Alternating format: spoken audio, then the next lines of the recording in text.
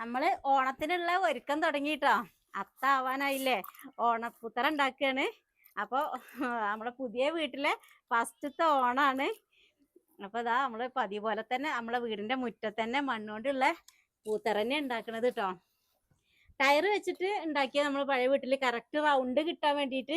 പക്ഷെ ഇപ്രാവശ്യം നമ്മള് ടയറൊന്നും വെക്കണില്ല, മണ്ണ് വെച്ചിട്ട് തന്നെ ഒരു ഏകദേശം റൗണ്ടൊക്കെ പിടിച്ചിട്ട് അങ്ങനെ മണ്ണ് വെച്ചിട്ട് ആക്കുകയാണ്. പക്ഷേ മണ്ണിൽ നല്ല കല്ലൊക്കെ ഉണ്ട്, അതെല്ലാം മാറ്റിയിട്ട് നമ്മളൊരു റൗണ്ട്. കല്ലവിടെ ഇരുന്നോട്ടെ, കല്ലും കൊണ്ട് പുതാക്കിയാൽ മതിയല്ലോ.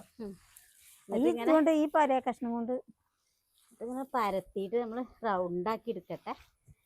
എന്നിട്ട് ഇതുപോലെയാണ് നമ്മൾ പൂവിടാൻ പോണത്, അത്തപ്പൂക്കളം. ഭയങ്കര സന്തോഷമാണ് കേട്ടോ, കാരണം പുതിയ വീട്ടിലത്തെ പുതിയ ഓണാണ് വരാൻ പോണത്. നമ്മളെ പുതിയ വീട്ടിലത്തെ വിഷുവും കുറേ ആഘോഷങ്ങളൊക്കെ കഴിഞ്ഞിട്ടുണ്ട്. അപ്പോൾ ഇനി വരുന്നത് ഇപ്പോൾ ഓണാണ്. ഓണത്തിന് വരവേൽക്കാൻ സന്തോഷത്തിലിരിക്കുകയാണ്.